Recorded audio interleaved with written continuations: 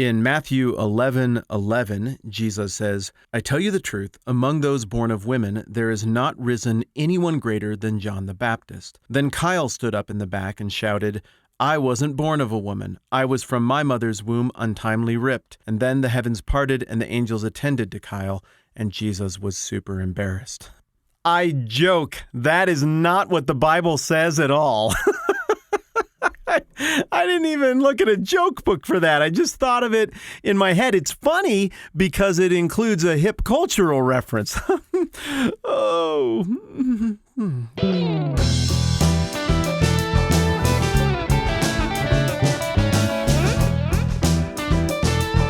All right, at some point in life, every single one of us have had somebody else go to bat for us, that is, vouch for us. And at some point in life, probably all of us have vouched for somebody else. And the vouch has a very simple, very clear anatomy. You're taking your credibility that you've earned with people over time, and you are transferring some of that to another person who maybe has their credibility wobbling a little bit, but you definitely believe in them and you think they belong in the game, they belong at the table, whatever the scenario might be. And in Matthew chapter 11, Jesus is vouching for his cousin John. It sounds almost like a mafia movie, but he's going to bat for him. And what he's saying, according to the age-old rule of the vouch, is, hey, he's good for it. And if you're not sure if he's good for it, well, I'm good for it. And I'm saying he will be good for it.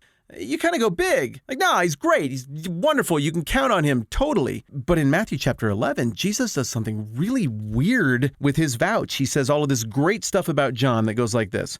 What did you go out to see? A prophet? Yes, I tell you, and more than a prophet. This is the one about whom it is written, I will send my messenger ahead of you who will prepare your way before you. Jesus is likening John to the forerunner that was predicted in the Old Testament, in the book of Isaiah, and again in the book of Malachi, who is supposed to come before the king who will reign forever, the chosen king of the eternal kingdom. This is a very important role in the minds of the original audience, and really just a very important role, period. So you're smart. Those are some pretty grand ovations. Jesus is transferring a whole lot of credibility here, heaping praise on John. But then the vouch takes a weird turn in verse 11.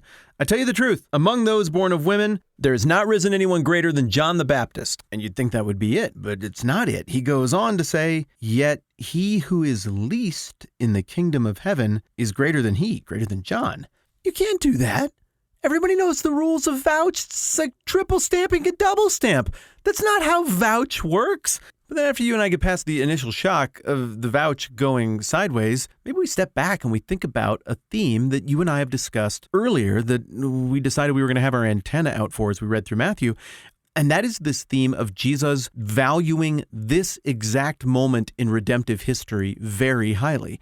So you got the Mary and Martha thing where one is like, I'm going to make some stuff. And the other one's like, I'm going to hang out with Jesus. And Jesus is like, the one that wants to hang out with me, she's the one who gets it. You got the other lady who's like, here's a whole bunch of perfume in my hair and I'm going to cry and I'm going to anoint you. And some of the fancy people are like, well, I think that we could have found a better way to use that expensive perfume.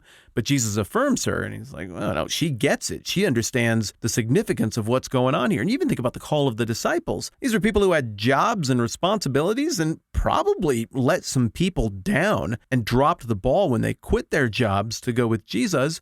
But Jesus isn't worried about that. He seems to tacitly affirm them as having made the right call in the moment because this moment is special. The God in the flesh is here. The kingdom is arriving, is manifesting right now.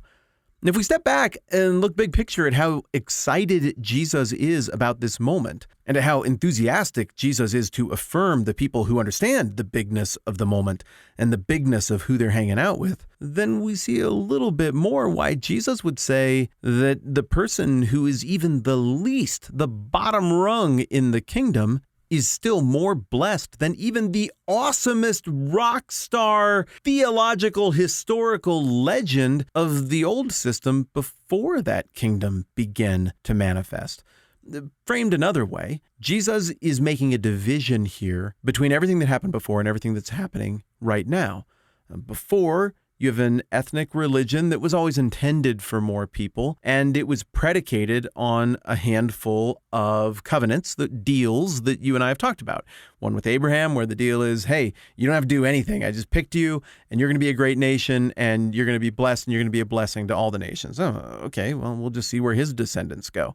And then you have a very conditional deal that God makes with Moses. That is, hey, I'm going to be your God. You all are going to be my people. And if you obey me, I'm going to bless you. And everybody will know that I'm your God and you're my people. And if you disobey me, I'm going to punish you. And also, everyone will then know that I'm your God and that you are my people. And then he makes a deal with David where he says, no matter how dumb you are or how destructive your behavior is, I am still going to create an eternal throne, an eternal kingdom, and your descendant one day is going to sit on that and reign forever. These are the old deals, the context of thought, the context of the arrangement between God and his people that are rattling around in the heads of people as they stand here and watch this whole little exchange about John the Baptist go down. And so what Jesus, again, is doing is drawing a distinction between that old stuff that is all pointing toward and culminating in this moment with Jesus, the ba-ba-da-da-da of the Old Testament, and the ba-ba of the New Testament with Jesus. These are different things, but there's continuity between them. The one points to the other. The first one is fulfilled in who Jesus is and what he's doing, just like we read in Matthew 5:17 and like we keep going back to.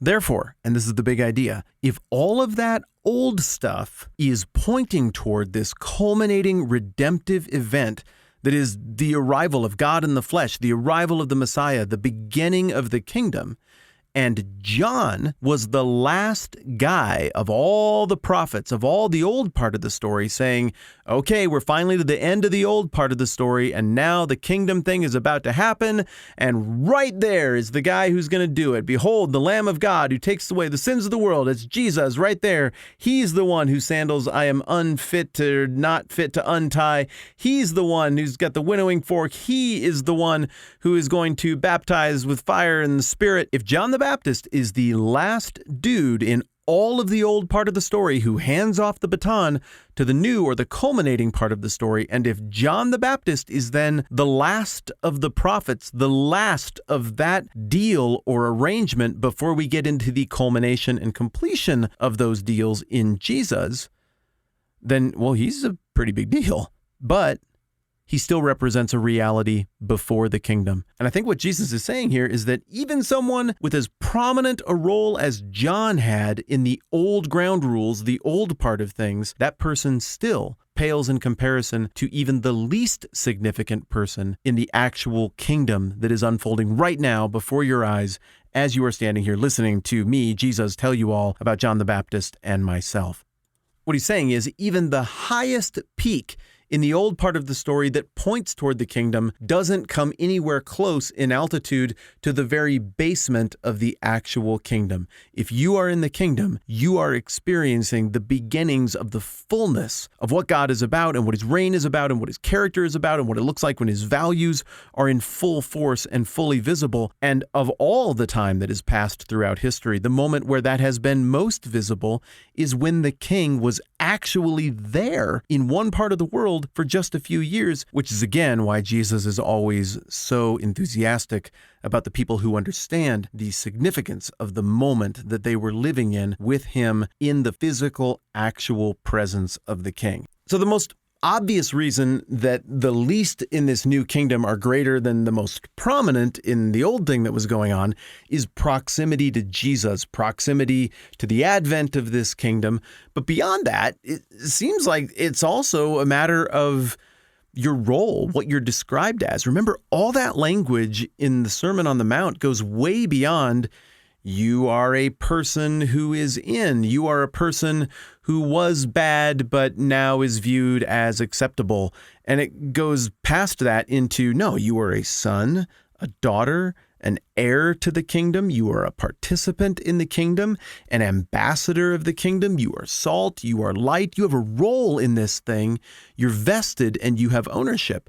And it seems like that's different than the old set of ground rules because now people are given access to membership in the kingdom by the righteousness of Jesus. All of your flawed, screwed upness is made right as Jesus imparts upon the incoming kingdom citizen his righteousness. So then it gives you a standing that you couldn't have, that even John the Baptist, who was awesome, could not have under the old set of ground rules. In the era leading up to the age of the kingdom, the era that culminates with John the Baptist, the best you can do is go from guilty to not guilty because you did sacrifices and now the guilt is on an animal or something.